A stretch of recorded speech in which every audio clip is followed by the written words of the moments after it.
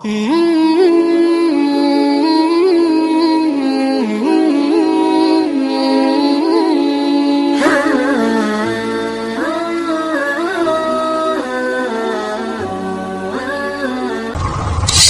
hidup seseorang dibentuk oleh keyakinan yang dimilikinya.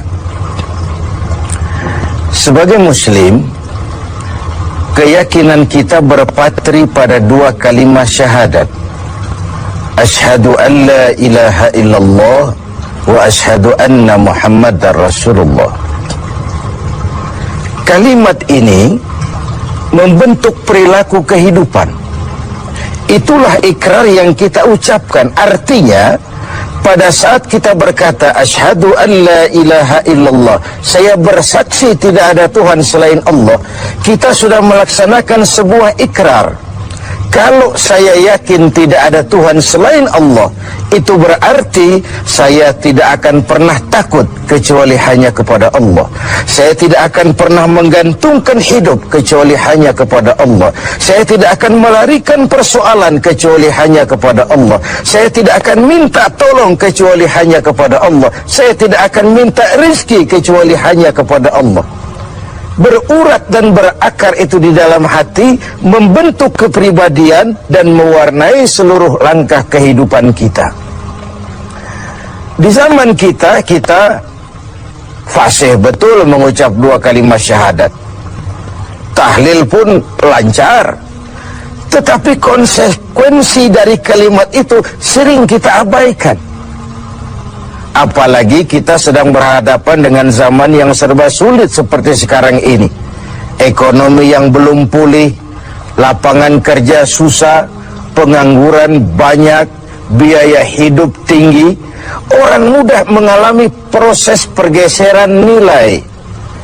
Sholatnya masih menghadap Allah, tapi kepengen dagangan laris menghadap dukun. Dicampurlah itu, iyyaka na'budu wa dukun nasta'in. Ini kan sudah gaya hidup yang sinkrit. Nah, puasa melahirkan keikhlasan. Kenapa? Karena ibadah ini seperti kita pernah bicarakan tanpa sugesti. Mungkin kalau kita sholat masih berharap dilihat orang. Kita membayar zakat, kita bersedekah masih berharap dilihat orang. Tapi dengan puasa hanya kita dan Allah saja. Ini harusnya melahirkan gaya hidup keikhlasan. Bahwa kalau kita sudah berbuat, yang penting kita dan Allah saja. Mau dipuji orang atau tidak, mau didengar orang atau tidak, mau dilihat orang atau tidak, yang penting saya sebagai pelaksana sebuah ibadah dan Allah sebagai tempat tujuan kenapa ibadah ini saya laksanakan. Karena itu, pada jumpa kita sore ini, kita akan bicara tentang ikhlas dalam menghadapi kehidupan ini.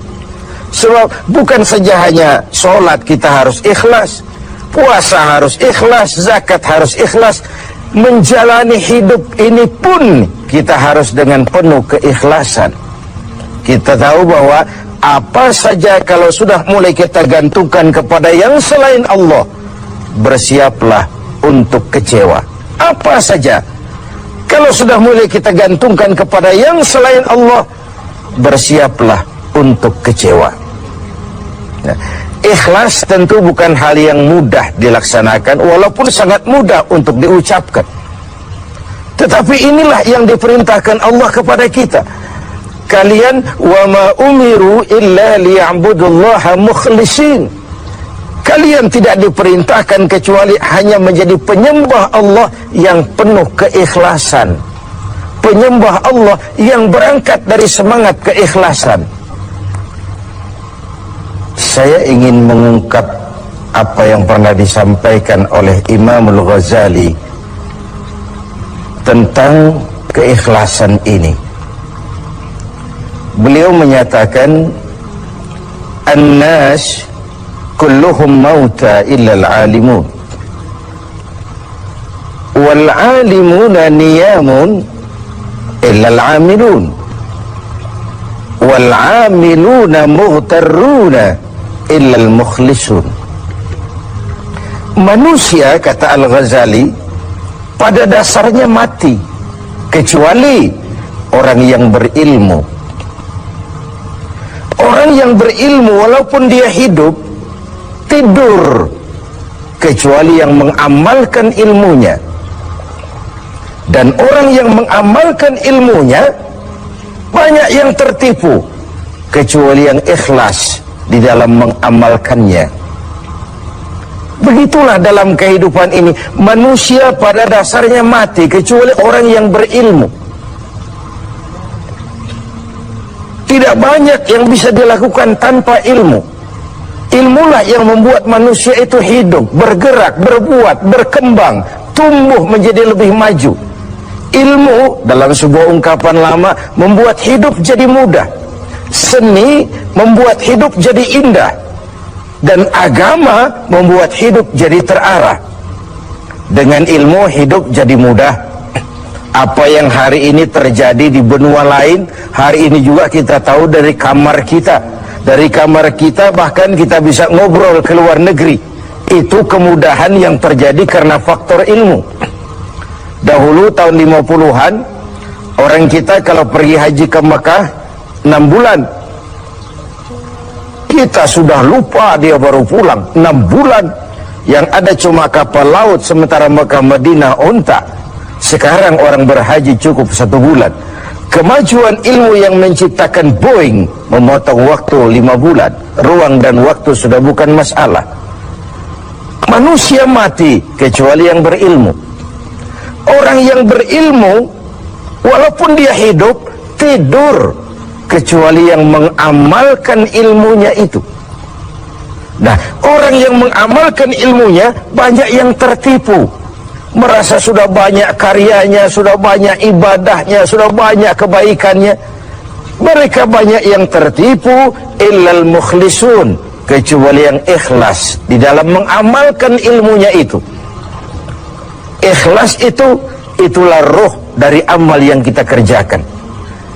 Amal tanpa ikhlas, jasad tanpa roh, mati nilai amal kita. Nah, dan iblis itu luar biasa. Sehingga Nabi katakan, iblis masuk ke tubuhmu, menggodamu melalui saluran darahmu. Persempit jalan masuk iblis ke tubuhmu.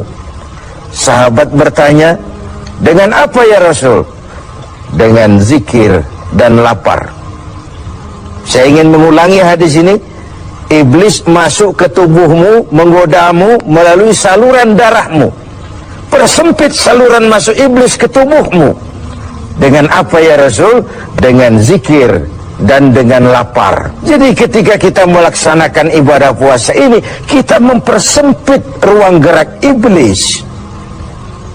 Itu makna bahwa kalau datang Ramadan, diikat setan dan iblis itu. Siapa yang mengikat? Ya kita sendiri. Dengan apa? Dengan ibadah puasa. Kita ikat dia, tidak berkutik, memperturutkan hawa nafsu sebagai kendaraan utama si iblis tadi. Jadi kembali kepada soalnya, keikhlasan. Itulah nilai dari amal kita. Nah, iblis datang kepada setiap orang dengan bendera yang tidak sama. Iblis datang kepada orang kaya dengan bawa bendera bakhil. Iblis datang kepada penguasa dengan membawa bendera kezaliman. Iblis datang kepada para kiai dengan membawa bendera hasud, iri hati, dengki. Iblis datang kepada orang kaya dengan membawa bendera pelit, bin bakhil alias kikir. Strateginya berbeda, bergantung kepada yang didatanginya. Nah, kalau itu tidak terkena, ditanamkannya lah perasaan bangga. Amalmu sudah banyak, kebaikanmu sudah banyak. Dihilangkanlah keikhlasan kita. Karena itu hadirin dan pemirsa, saya ingin menyampaikan sebuah potret tentang ikhlas ini. Dulu ada cerita, kiai punya santri 2 orang. Satu namanya si Ali, satu namanya si Umar. Satu hari si Ali pergi ke kebun, nyabut singkong. Singkong tercabut, Ali melihat, ini singkong bagus sekali. Kalau dihadiahkan kepada Pak Kiai, senang hati beliau, tabarukan, cari berkah, berangkat ke rumah kiai bawa singkong. Sampai di rumah kiai, assalamualaikum Pak Yai. Waalaikumsalam. Ada apa? Dari kebun Pak Yai, saya jabut singkong, bagus sekali, saya ingat sama kiai, doakan saya kiai. Oh, bawa masuk ke dapur, Ali masuk ke dapur, taruh singkong. Kiai bilang sama istrinya, Bu, Ali ini jauh-jauh datang kemari, hadiahkan kita singkong ini, pulang kita kasih apa dia? Kata istrinya Kiai, Bang, ada seekor kambing di belakang, hadiah pengusaha temporary sama kita. Daripada di sini tidak ada yang merawat, kan lebih baik dikasihkan si Ali. Siapa tahu dia pelihara berkembang biak jadi banyak nantinya. Jadilah itu. Ali permisi mau pulang, kata Kiai, saya hadiahkan kau seekor kambing, peliharalah, mudah-mudahan membawa berkah. Terima kasih Pak Yai. Pulanglah Ali dengan kambing seekor ini. Di jalan pulang ketemu temannya si Umar. Dari mana kau, Dari rumah Kiai Mar. Itu kambing dikasih sama Kiai. Kenapa kamu dikasih kambing? Enggak tahu, saya datang cuman bawa singkong ke rumah Kiai, pulang dikasih kambing. Si Umar nih otak dagangnya jalan. Kalau Ali saja bawa singkong dikasih kambing, bagaimana kalau saya bawa duren? Jadi mampirlah si Umar ke pasar beli duren 3 buah, dibawalah ke rumah Kiai. Kiai, assalamualaikum. Ada apa Mar? Duren Kiai, ikhlas karena Allah, ikhlas Kiai, silakan. Oh, bawa masuk ke dapur Mar. Umar taruh singkong taruh duren di dapur. Kiai bilang lagi sama istrinya, Bu, Umar ini datang bawa duren lebih banyak dari yang dibawa si Ali. Kita kasih apa dia pulang? Kata istrinya Kiai, Abang nih kambing seekor pun sudah dikasih Ali Bang, sudah nggak ada apa-apa lagi di rumah. Gitu ya? Iya. Jadi macam mana? Kata istrinya Kiai, begini sajalah Bang, Ali tadi kan datang bawa singkong, lalu Umar nih daripada pulang tangan kosong, sudah singkong Ali saja kasihin si Umar. Begitu. Iyalah. Ya jadilah. Umar permisi mau pamit pulang, kata Kiai, Mar, ada singkong, kamu bawa pulanglah, saya hadiahkan sama kamu, rebus, mudah-mudahan bawa berkah buat kamu. Pulanglah si Ali bawa singkong nih kan. Jadi ini sebuah potret betapa si Ali yang ikhlas bawa singkong dapat kambing. Umar nih yang punya target bawa duren 3, pulang dapat singkong. Nah, jadi ini sebuah cerita bahwa apa saja kalau sudah kita mulai bukan karena Allah, bersiaplah untuk kecewa. Mm-hmm.